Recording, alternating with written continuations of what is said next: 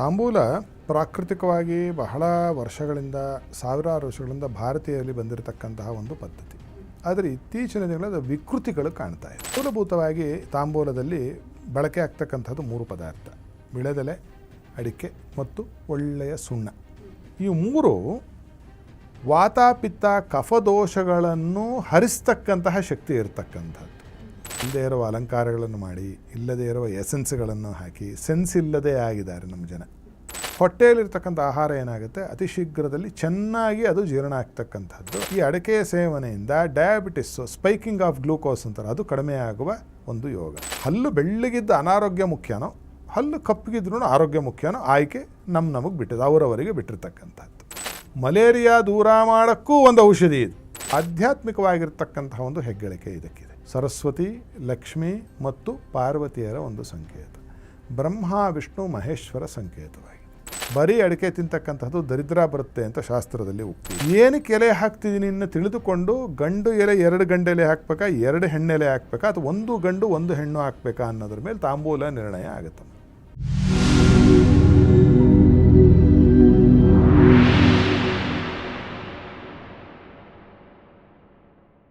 ನಮಸ್ಕಾರ ವೀಕ್ಷಕರೇ, ಟಿವಿ ವಿಕ್ರಮ ಹಂಸಧ್ವನಿ ಕಾರ್ಯಕ್ರಮಕ್ಕೆ ಸ್ವಾಗತ. ನಾನು ಶ್ವೇತಾ.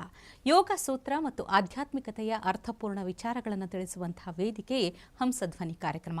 ಎಂದಿನಂತೆ ಈ ಕಾರ್ಯಕ್ರಮದಲ್ಲಿ ನಮ್ಮೊಟ್ಟಿಗಿದ್ದಾರೆ ತತ್ವಜ್ಞಾನಿಗಳು, ಧರ್ಮಶಾಸ್ತ್ರ ಪಾರಂಗತರು, ವೇದಶಾಸ್ತ್ರ ಪರಿಣಿತರು ಆಗಿರುವಂತಹ ಹಂಸಶ್ರೀ ಸವಿತೃ ಶರ್ಮಾ ಗುರೂಜಿ.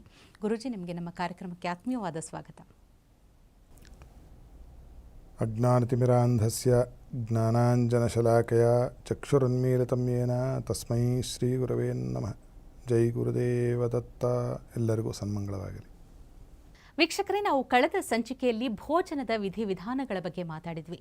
ಭೋಜನದ ನಂತರ ಬರುವಂಥದ್ದು ತಾಂಬೂಲ ಸೇವನೆ ಅಂತ ಹೇಳ್ತೀವಿ. ಅಂದರೆ ತಾಂಬೂಲ ಸೇವನೆಯಿಂದ ಜೀರ್ಣಕ್ರಿಯೆ ಸರಾಗವಾಗುತ್ತೆ, ಬಾಯಿಯ ಆರೋಗ್ಯ ಚೆನ್ನಾಗಿರುತ್ತೆ ಅನ್ನುವಂಥ ಒಂದು ವಿಷಯ. ಅದರ ಜೊತೆಗೆ ತಾಂಬೂಲ ಸೇವನೆಯ ಪ್ರಾಮುಖ್ಯತೆ ಕೂಡ ಬಹಳಷ್ಟಿದೆ. ಮದುವೆಯ ಸಮಯದಲ್ಲೂ ಕೂಡ ತಾಂಬೂಲ ಬದಲಾಯಿಸಿಕೊಳ್ಳುವಂಥ ಶಾಸ್ತ್ರದ ಬಗ್ಗೆ ಕೂಡ ನಾವು ಕೇಳಿದ್ದೀವಿ. ಹಾಗಾದರೆ ಈ ತಾಂಬೂಲ ಸೇವನೆಯ ವಿಧಿವಿಧಾನಗಳನ್ನು ತಿಳ್ಕೋಣ ಇವತ್ತಿನ ಸಂಚಿಕೆಯಲ್ಲಿ. ಗುರುಜಿ, ಏನು ಹೇಳ್ತೀರಿ? ತಾಂಬೂಲ ಸೇವನೆ ಬಹಳ ಕಾಲದಿಂದಲೂ ಬಂದಿರುವಂಥ ಪದ್ಧತಿ, ಆದರೆ ಈಗ ಹೆಚ್ಚಾಗಿ ಕಾಣ್ತಾ ಇದೆಯಾ ಇಲ್ವಾ ಅನ್ನುವಂಥ ಒಂದು ಗೊಂದಲ. ಏನು ಹೇಳ್ತೀರಿ?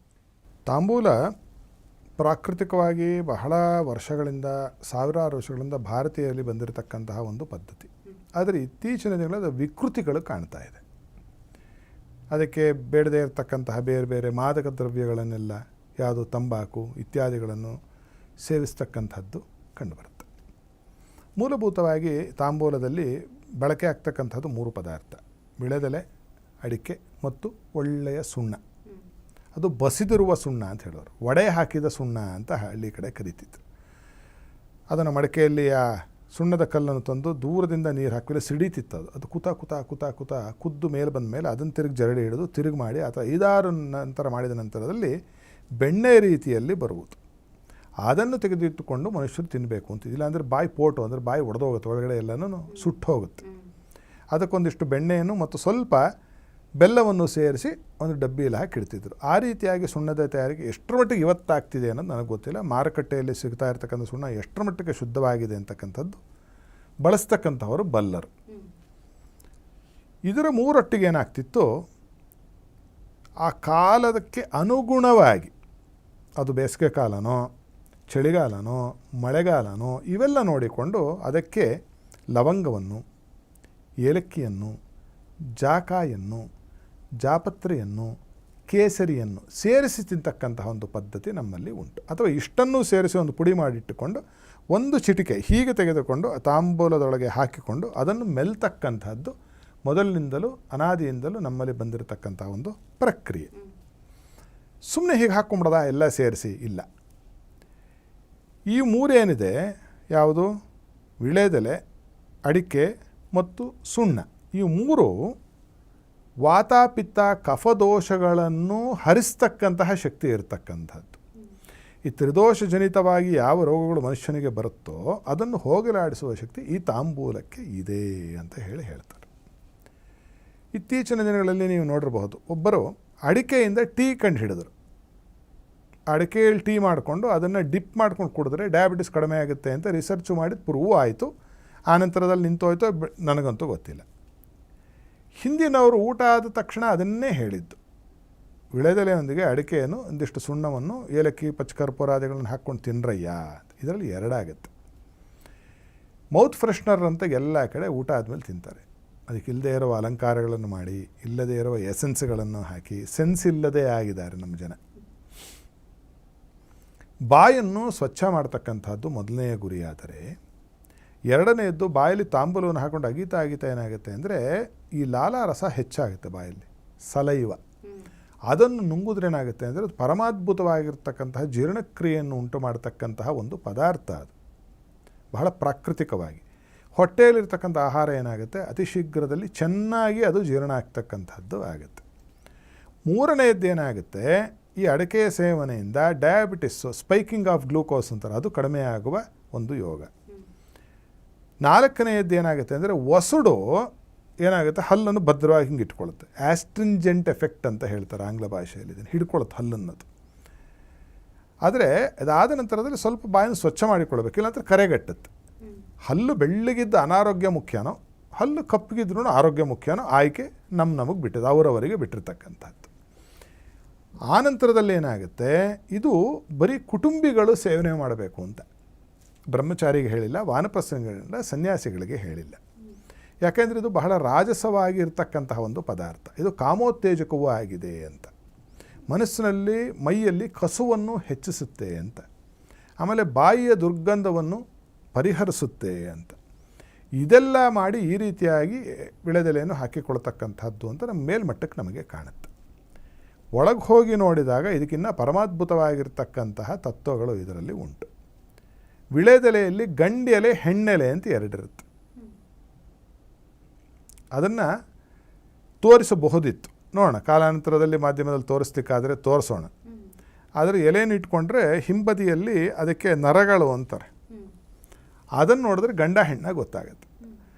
ವಿಳೆದೆಲೆ ಅಡಿಕೆ ಹಾಕಬೇಕಾದವರು ಏನಕ್ಕೆ ಎಲೆ ಹಾಕ್ತಿದ್ದೀನಿ ಇನ್ನು ತಿಳಿದುಕೊಂಡು, ಗಂಡು ಎಲೆ 2 ಗಂಡೆಲೆ ಹಾಕಬೇಕಾ, 2 ಹೆಣ್ಣೆಲೆ ಹಾಕಬೇಕಾ, ಅಥವಾ 1 ಗಂಡು 1 ಹೆಣ್ಣು ಹಾಕಬೇಕಾ ಅನ್ನೋದ್ರ ಮೇಲೆ ತಾಂಬೂಲ ನಿರ್ಣಯ ಆಗುತ್ತಮ್ಮ, ಯಾವ ರೀತಿಯಾಗಿ ಸ್ವೀಕಾರ ಮಾಡಬೇಕು ಅಂತ. ಆ ರೀತಿಯಾಗಿ ಗಂಡೆಲೆ 1 ಹೆಣ್ಣೆಲೆ 1 ಸೇರಿಸಿಕೊಂಡು ಆ ತೊಟ್ಟು ಮತ್ತು ಈ ಕಡೆ ತುದಿಯನ್ನು ಎರಡನ್ನೂ ತೆಗೆದು ಅದೆಲ್ಲವನ್ನು ಕೆರಿಬೇಕು, ನರಗಳನ್ನೆಲ್ಲ ಕೆರೆದು ಬಿಸಾಕಿ ಅದಕ್ಕೆ ಸ್ವಲ್ಪ ಸುಣ್ಣವನ್ನು ಹಚ್ಚಿ ಅದರೊಳಗೆ ಅಡಿಕೆಯನ್ನು ಹಾಕಿಕೊಂಡು, ಅದಕ್ಕೇನಾಗಿದೆ, ಈಗ ಸಕ್ಕರೆ ಬಂದಿದೆ, ಅದರ ಜೊತೆಗೆ ಅದರಲ್ಲಿ ಕೊಬ್ಬರಿ ಬಂದಿದೆ, ಅದರಲ್ಲಿ ಆ ಜೀರಿಗೆ ಪೆಪ್ಪರ್ಮೆಂಟ್ಗಳು ಬಂದು ಸೇರಿಕೊಂಡಿದೆ, ಆಮೇಲೆ ಅದಕ್ಕೇನೋ ಕೋಟಿಂಗ್ಗಳು ಬಂದಿದೆ. ಯಾವುದಕ್ಕೆ? ಅಡಿಕೆಗೆ. ಹಿಂದಿನ ಕಾಲದಲ್ಲಿ ಹಾಗೆ ಇರಲಿಲ್ಲ. ಅಡಿಕೆಯನ್ನು ಅದನ್ನು ಚೆನ್ನಾಗಿ ಬೇಯಿಸ್ತಾರೆ, ನೇರಳೆಯ ರಸದಲ್ಲಿ ಬೇಯಿಸ್ತಾರೆ. ಬೇಯಿಸಿ ತೆಗೆದಾಗಲೇ ಅದು ಕಪ್ಪಾಗೋದು, ಅಲ್ಲಿವರೆಗೂ ಅದು ಬೆಳ್ಳಗಿರುತ್ತೆ ಅಡಿಕೆ. ಅದು ಒಣಗಿದ ನಂತರದಲ್ಲಿ ಮನೆಗೆ ತಂದು ಅದನ್ನು ಪುಡಿ ಮಾಡಿ ಏನು ಮಾಡೋರು ಅಂತಂದರೆ ತುಪ್ಪದಲ್ಲಿ ಅದನ್ನು ಹುರಿಯೋರು. ತುಪ್ಪದಲ್ಲಿ ಹುರಿದಿಟ್ಟು ಅದಕ್ಕೆ ಕೆಲವು ಸಾಮಗ್ರಿಗಳನ್ನು ಮಿಶ್ರಣ ಮಾಡ್ತಿದ್ರು. ಇದೆಲ್ಲ ಹಾಕ್ತಿರಲಿಲ್ಲ, ಏನೋ ಜೀರಿಗೆ ಪೆಪ್ಪರ್ಮೆಂಟು ಅವೆಲ್ಲ ಇಲ್ಲ. ಜೀರಿಗೆ ಕಷಾಯ ಇನ್ನೆಲ್ಲ ಹಾಕಿದ್ರೆ ಅದಕ್ಕೆ ನೀವು ನಿಮ್ಮ ಮಸಾಲೆ ಪದಾರ್ಥ ಅಷ್ಟು ಹಾಕ್ಬಿಡ್ಬೋದು. ಸಾರು ಆಮೇಲೆ ಹುಳಿಗೆ ಹಾಕೋ ಬಿಸಿಬೇಳೆ ಭಾತ್ಗೆ ಅದಕ್ಕೆ ಹಾಕ್ಕೊಂಡು ತಿಂದುಬಿಡ್ಬೋದು. ಆ ಪಕ್ಷದಲ್ಲಿ ಹಾಗಿಲ್ಲ. ಅದಕ್ಕೊಂದು ವಿಧಿ, ಒಂದು ನಿಯಮಗಳಿದೆ ಆಯಾ ಕಾಲಕ್ಕೆ. ಅದಕ್ಕೆ ಅನುಪಾನಗಳು ಅಂತ ಹೇಳ್ತಾರೆ. ಅಂದರೆ ವೆಹಿಕಲ್ ಯಾವುದರ ಮುಖಾಂತರ ಅದನ್ನು ಸೇವನೆ ಮಾಡ್ತೀವಿ ಅಂತ. ಪಿತ್ತ ಪ್ರಕೃತಿ ಜಾಸ್ತಿ ಇದ್ದರೆ ಒಂದು ವಸ್ತು ಹೆಚ್ಚು ಹಾಕಬೇಕು, ವಾತ ಹೆಚ್ಚಿದ್ರೆ ಒಂದು ಹಾಕಬೇಕು. ಇವೆಲ್ಲವೂ ಒಂದು ನಿಯಮ ಇದೆ. ಈ ಋತುವಿನಲ್ಲಿ 6 ವಿಧದ ತಾಂಬೂಲ ಸೇವನೆಗಳು ಹೇಳಿದೆ, ಯಾವಾಗ ಮಾಡಬೇಕು. ಆ ಥರ ಸೇವನೆ ಮಾಡಿದಾಗ ನಿಮಗೆ ತತ್ಕ್ಷಣ ನಿಮ್ಮ ಮೈಯಲ್ಲಿ ಏನಾಗುತ್ತೆ ಅಂತಂದರೆ ಒಂದು ಬಿಸಿ ಹುಟ್ಟುತ್ತೆ. ಇನ್ನೊಂದು ಮೂಲಭೂತವಾಗಿ ನೀವು ನೋಡಿದ್ರೆ ಈ ಹಳ್ಳಿಯಲ್ಲಿ ತಾಂಬೂಲ ಸೇವನೆ ಮಾಡೋದು ಹೆಚ್ಚು. ಪಾಪ ಅವ್ರು ಮಾಡ್ತಾ ಇದ್ದಾರೆ, ಯಾಕೆ ಮಾಡ್ತಿದ್ದೀವಿ ಅನ್ನೋದು ಅವ್ರಿಗೆ ಗೊತ್ತಿಲ್ಲ. ಅವರು ಮಾಡಬೇಕಾಗಿದೆ, ಅವ್ರು ಮಾಡೋದು ಬಹಳ ಒಳ್ಳೆಯದು. ಏಕೆ ಅಂದರೆ ಅದು ಮಲೆನಾಡಲ್ಲಿ ವಿಪರೀತ ಹಾಕ್ತಾರೆ. ನೀವು ನೋಡಿದರೆ ಮಲೆನಾಡಲ್ಲಿ ನೋಡಿದ್ರೆ ವಿಪರೀತ ವಿಳೆದೆಲೆ. ಪಾಪ ಅವ್ರಿಗೆ ಗೊತ್ತಿಲ್ಲ ಯಾಕಷ್ಟು ವಿಳೆದೆಲೆ ಹಾಕ್ತಿದ್ದೀವಿ ಅಂತ. ಅದು ಪಾರಂಪರಿಕವಾಗಿ ಬಂದುಬಿಟ್ಟಿದೆ, ಎಲ್ಲರ ಬಾಯಲ್ಲೂ ತಾಂಬೂಲ ಇರುತ್ತೆ. ಕವಳ ಅಂತ ಕರೀತಾರೆ ನಮ್ಮ ಕಡೆ ಅದನ್ನು. ಅದು ಏನಾಗುತ್ತೆ ಅಂತಂದರೆ ಈ ಗಿಡಗಂಟೆಗಳ ಮಧ್ಯೆ ಹೊಲದಲ್ಲಿ ತೋಟದಲ್ಲಿ ಕೆಲಸ ಮಾಡಬೇಕಾದ್ರೆ ಅಲ್ಲಿ ಈ ಸೊಳ್ಳೆಗಳು ಜಾಸ್ತಿ, ಅದು ಕಚ್ಚುತ್ತೆ. ಯಾವ ಮನುಷ್ಯನನ್ನು ಬಂದು ಕಚ್ಚುತ್ತೆ ಸೊಳ್ಳೆ ಅಂತಂದರೆ ಅವನ ಮೈಯ ಒಂದು ತಾಪಮಾನ, ಟೆಂಪರೇಚರ್ನ ಡಿಪೆಂಡ್ ಆದಾಗ ಮಾತ್ರ ಬಂದು ಸೊಳ್ಳೆ ಕಚ್ಚೋದು ನಿಮಗೆ. ಅದೊಂದು ಪರ್ಟಿಕ್ಯುಲರ್ ಒಂದು ತಾಪಮಾನ ಇದೆ, ಅದಿದ್ದವ್ರನ್ನ ಸೊಳ್ಳೆ ಜಾಸ್ತಿ ಕಚ್ಚುತ್ತೆ. ನಿಮಗೆ ಅನುಭವದಲ್ಲಿ ಬಂದಿರುತ್ತೆ, 5-6 ಜನ ಕೂತಿರ್ತಾರೆ, ಒಬ್ಬರ ಹತ್ರ ಜಾಸ್ತಿ ಸೊಳ್ಳೆ ಹೋಗುತ್ತೆ, ಅವ್ರನ್ನೇ ಗೋಳ ಹಾಕೊಂಡು ಕಚ್ಚುತ್ತೆ, ಮಿಕ್ಕೋದವ್ರು ಕಚ್ಚಲ್ಲ. ಆಗ ಆಡ್ಕೋತಾರೆ ನಿನ್ನ ಭಾಳ ಸಿಹಿರಬೇಕು ರಕ್ತ ಅಂತ. ಅದಲ್ಲ, ಆ ತಾಪಮಾನ ಸೊಳ್ಳೆಗಳಿಗೆ ಬೇಕಾದ್ದಿದೆ. ನೀವು ವಿಳೆದೆಲೆ ಹಾಕಿದ್ರೆ ಏನಾಗುತ್ತೆ ಅಂತಂದರೆ ನಿಮಗೆ ಗೊತ್ತಿಲ್ಲದ ಹಾಗೆ ನಿಮ್ಮ ಮೈಯ ತಾಪಮಾನ ಒಂದು ಸ್ವಲ್ಪ ಹೆಚ್ಚುತ್ತೆ, ಕಿವಿ ಬಿಸಿಯಾಗುತ್ತೆ ನೋಡಿ. ಸರಿಯಾಗಿ ನೀವು ಅನುಪಾನಬದ್ಧವಾಗಿರ್ತಕ್ಕಂತಹ ತಾಂಬೂಲ ಸೇವನೆ ಮಾಡಿದ್ರೆ ಕಿವಿ ಬಿಸಿ ಆಗುತ್ತೆ, ಅಂದರೆ ತಾಪಮಾನ ಮೈದು ಹೆಚ್ಚಿದ ತಕ್ಷಣ ಏನಾಗುತ್ತೆ, ಸೊಳ್ಳೆ ಕಡಿಯೋದಿಲ್ಲ, ಮಲೇರಿಯಾ ಬರಲ್ಲ. ಇದು ಹೆಚ್ಚಿತ್ತು ಭಾರತದಲ್ಲಿ. ಮಲೇರಿಯಾ ದೂರ ಮಾಡೋಕ್ಕೂ ಒಂದು ಔಷಧಿ ಇದು, ಆದರೆ ಇದು ಗೊತ್ತಿಲ್ಲ ನಮಗೆ. ಯಾಕೆ ತಾಂಬೂಲ ಹಾಕ್ತಿದ್ರು ಅಂತ ಹೇಳಿ ಕೂತು ಸ್ವಲ್ಪ ತಪಸ್ಸು ಮಾಡಿದ್ರೆ ತಿಳಿಯುತ್ತೆ. ತಾಂಬೂಲ ಹಾಕದೇ ಇದ್ದಾಗ ಸೊಳ್ಳೆ ಕಚ್ಚುತ್ತಲ್ಲ, ಅದು ಹೆಂಗೆ ಕಂಡುಹಿಡಿದಿರೋದು, ಯಾರಿಗೂ ಹಲ್ಲೋ ಬಂದಿರಬೇಕು, ತಾಂಬೂಲ ಹಾಕಿಲ್ಲ ಸೊಳ್ಳೆ ಕಚ್ಚಿದೆ, ತಾಂಬೂಲ ಹಾಕಿದ ತಕ್ಷಣ ಸೊಳ್ಳೆ ಕಚ್ಚಿಲ್ಲ. ಈ ರೀತಿಯಾಗಿ ಇನ್ನೂ ತಿಳಿಯದೇ ಇರತಕ್ಕಂತಹ ಎಷ್ಟು ಉಪಯೋಗಗಳಿದೆ ಅಂತಕ್ಕಂಥದ್ದು ನಮಗೆ ಗೊತ್ತಿಲ್ಲ. ಇದಿಷ್ಟಾಯಿತು, ದೈಹಿಕವಾಗಾಯಿತು, ಒಂದು ನಮಗೆ ಪ್ರಾಕೃತಿಕವಾಗಾಯಿತು. ಮೂರನೇದು ಆಧ್ಯಾತ್ಮಿಕವಾಗಿರ್ತಕ್ಕಂತಹ ಒಂದು ಹೆಗ್ಗಳಿಕೆ ಇದಕ್ಕಿದೆ. ಯಾವುದಕ್ಕೆ? ತಾಂಬೂಲಕ್ಕೆ. ತಾಂಬೂಲ ಅಂತಕ್ಕಂಥದ್ದು ಸಾಕ್ಷಾತ್ ತ್ರಿಶಕ್ತಿಗಳ ಸ್ವರೂಪ. ಯಾರು? ಸರಸ್ವತಿ, ಲಕ್ಷ್ಮಿ ಮತ್ತು ಪಾರ್ವತಿಯರ ಒಂದು ಸಂಕೇತ. ಬ್ರಹ್ಮ, ವಿಷ್ಣು, ಮಹೇಶ್ವರ ಸಂಕೇತವಾಗಿದೆ ಇದು. ಇಷ್ಟನ್ನು ಸರಿಯಾದ ಪ್ರಮಾಣದಲ್ಲಿ ಯಾರು ಮಿಶ್ರಣ ಮಾಡಿ ಹಾಕಿಕೊಳ್ತಾನೋ ಅವನಲ್ಲಿ ಇಚ್ಛಾ ಜ್ಞಾನ ಕ್ರಿಯಾಶಕ್ತಿಗಳು ಹೆಚ್ಚುತ್ತೆ. ಅವನಿಗೆ ಸರಸ್ವತಿಯ, ಲಕ್ಷ್ಮಿಯ, ಪಾರ್ವತಿಯ ಪೂರ್ಣಾನುಗ್ರಹ ಉಂಟಾಗುತ್ತೆ. ಅವನು ಬ್ರಹ್ಮನಂತೆ ಆಯುಷ್ಯವಂತನು, ಮಹಾವಿಷ್ಣುವನಂತೆ ಲಕ್ಷ್ಮೀವಂತನು, ರುದ್ರದೇವನಂತೆ ಸರ್ವಶಕ್ತನು ಆಗೋದರಲ್ಲಿ ಸಂಶಯ ಇಲ್ಲ. ಆದ್ದರಿಂದ ಈ ತಾಂಬೂಲ ಚರ್ವಣ, ತಾಂಬೂಲ ಭಕ್ಷಣ ಅಂತಕ್ಕಂಥದ್ದು ಏನು ಅಂತಂದರೆ ಕೌಟುಂಬಿಕವಾದ ಒಂದು ಅರ್ಥ ಇದೆ ಅದಕ್ಕೆ. ಆಮೇಲೆ ನಾವೇನು ಹೇಳ್ತೀವಿ, ಪರ್ಸನಲ್ ಹೈಜೀನ್ ಅಂತ ಹೇಳ್ತೀವಿ. ಅಂದರೆ ಯಾರ ಹತ್ರ ಮಾತಾಡಿದ್ರೆ ಬಾಯಿ ವಾಸನೆ ಬರಬಾರ್ದು, ಅದು ಕನಿಷ್ಠ ಒಂದು ಲಕ್ಷಣ ಮನುಷ್ಯಂದು. ಆಮೇಲೆ ಆರೋಗ್ಯಕ್ಕೆ ಸಂಬಂಧಪಟ್ಟಂತಹ ಯಾವುದೋ ಒಂದು ಅದರಲ್ಲಿ ಪರಮಾರ್ಥ ಇದೆ. ಈಗ ಅದನ್ನು ಕಂಡುಹಿಡಿದು ಈಗ ನೀವು ಅಡಿಕೆ ಟೀ ಕುಡಿರಿ ಅನ್ನೋ ಬದಲು ದಿನ ಒಂದಿಷ್ಟು ಅಡಿಕೆ ಬರೀ ಅಡಿಕೆ ತಿನ್ನಬಾರ್ದು. ಬರೀ ಅಡಿಕೆ ತಿಂತಕ್ಕಂಥದ್ದು ದರಿದ್ರ ಬರುತ್ತೆ ಅಂತ ಶಾಸ್ತ್ರದಲ್ಲಿ ಉಕ್ತಿ ಇದೆ. ನಮ್ಮ ಹಿರಿಯರು ನಮ್ಗೆ ಹೇಳ್ತಿದ್ರು. ಅದು ಮದುವೆ ಆದವರು ಮಾತ್ರ ತಿನ್ನಬೇಕು. ಯಾಕಂದರೆ ಆಗಲೇ ಹೇಳಿದೆ, ಇದು ಕಾಮೋತ್ತೇಜಕ ಆಗಿರೋದ್ರಿಂದ ಮದುವೆ ಆಗದೇ ಇರೋರು ತಿಂತಕ್ಕಂಥದ್ದು ವರ್ಜ್ಯ. ಅದನ್ನು ತಿನ್ನುವ ರೀತಿ. ಮೂರನೆಯದು, ನಿಮಗೆ ದೈವಿಕವಾಗಿಯೂ ಕೂಡ ದೇವತೆಗಳ ಅನುಗ್ರಹಕ್ಕೂ ನೀವು ಪಾತ್ರರಾಗ್ತೀರಿ ಅಂತಕ್ಕಂಥದ್ದು ಕಾಣುವುದರಿಂದ ಇದನ್ನು ಎಲ್ಲೆಲ್ಲೋ ಹೇಗೇಗೋ ಕೊಂಡುಕೊಂಡು ಅದಕ್ಕೆ ಏನೇನನ್ನೋ ಹಾಕಿಕೊಂಡು ಅದಕ್ಕೆ ತಾಂಬೂಲ ಜೊತೆಗೆ ಏನೋ ತಂಬಾಕನ್ನೋ ಇನ್ನೊಂದನ್ನೋ ಅದೇನೇನೋ ಹೇಳ್ತಾರೆ, ಬೇರೆ ಬೇರೆ ಪದಾರ್ಥಗಳು, ಅದೆಲ್ಲವನ್ನು ಬಿಟ್ಟು ಮನೆಯಲ್ಲಿ ಶುದ್ಧವಾಗಿರ್ತಕ್ಕಂತಹ ಎಳೆಯಾಗಿರ್ತಕ್ಕಂಥ ಎಲೆಯನ್ನು ತಂದುಕೊಂಡು, ಅದಕ್ಕೆ ವಿಧಿ ಬೇಕಾದಷ್ಟಿದೆ, ಸಮಯಾವಕಾಶವು ನಮಗೆ ಸಾಕಾಗುವುದಿಲ್ಲ. ಒಟ್ಟಿನಲ್ಲಿ ಒಂದು ಗಂಡೆಲೆ, ಒಂದು ಹೆಣ್ಣೆಲೆಯನ್ನು ತೆಗೆದುಕೊಂಡು ಅದಕ್ಕೆ ಒಂದು ಸ್ವಲ್ಪ ಸುಣ್ಣವನ್ನು ಸವರಿ, ಅದಕ್ಕೆ ಅಡಿಕೆಯನ್ನು, ಅದಕ್ಕೆ ತಕ್ಕನಾಗಿರ್ತಕ್ಕಂತಹ ಯಾವುದು ಜಾಕಾಯಿ, ಜಾಪತ್ರೆ, ಲವಂಗ, ಏಲಕ್ಕಿ, ಪಚ್ಚಕರ್ಪೂರ ಇಷ್ಟನ್ನು ಸರಿಯಾದ ಅನುಪಾತದಲ್ಲಿ ನಿಮಗೆ ಹಿತವಾಗಿರಬೇಕು. ಬಾಯಿ ಸುಡಬಾರ್ದು. ಆಮೇಲೆ ವಿಪರೀತನೂ ಬಾಯಿ ದಪ್ಪ ಆಗೋಗುತ್ತೆ. ನಾಲ್ಗೆ ಸ್ವಲ್ಪ ಹೆಚ್ಚು ಕಡಿಮೆ ಆಯಿತು ಅಂದರೆ ಮಾತಾಡಲಿಕ್ಕೆ ತೊಂದರೆ ಆಗುತ್ತೆ, ಕೆನ್ನೆಲ್ಲ ಊದುತ್ತೆ ಅಥವಾ ಗಾಯ ಆಗುತ್ತೆ. ಅದನ್ನು ನೋಡಿಕೊಂಡು ತಿಳಿದವರಿಂದ ಒಂದು ಸತಿ ಕಲಿತುಕೊಂಡು ಆ ರೀತಿಯಾಗಿ ತಾಂಬೂಲ ಚರ್ವಣವನ್ನು ದಿನಕ್ಕೆ ಊಟ ಆದ ನಂತರದಲ್ಲಿ ಒಂದು ಸತಿ ರಾತ್ರಿ ಹೊತ್ತು, ಮಧ್ಯಾಹ್ನ ಹಾಕಕ್ಕೆ ನಿಮಗೆ ಶಕ್ಯತೆ ಇದ್ದರೆ ಹಾಕ್ಬೋದು. ಆದರೆ ಯಾವುದೇ ಕಾರಣಕ್ಕೂ ಬಾಯಲ್ಲಿ ಹಾಗೇ ಇಟ್ಕೋಬಾರ್ದು. ಅದು ಅಗದು ನುಂಗ್ಬಿಡಬೇಕು ಅಥವಾ ಉಗಿದು ಬಿಡಬೇಕು. ಬಾಯಲ್ಲಿ ಸುಮಾರು ಹೊತ್ತು ಇಟ್ಕೊಳ್ತಕ್ಕಂಥದ್ದು ಅನಾರೋಗ್ಯಕಾರಿ. ಅದರಿಂದಲ್ಲ, ಒಂದೇ ಕಡೆ ಇರಬಾರ್ದು, ಚುಚ್ಚಬಾರ್ದು. ತಂಬಾಕು ಸೇವನೆಯನ್ನು ಪರಿಪೂರ್ಣವಾಗಿ ಬಿಟ್ಟುಬಿಡಿ. ತಂಬಾಕನ್ನು ಸೇವಿಸಬೇಡಿ. ಅದಕ್ಕೆ ಇಲ್ಲದೇ ಇರತಕ್ಕಂತಹ ಕೆಮಿಕಲ್ಗಳನ್ನು ಹಾಕ್ತಕ್ಕಂಥದ್ದು ಬಿಡಿ.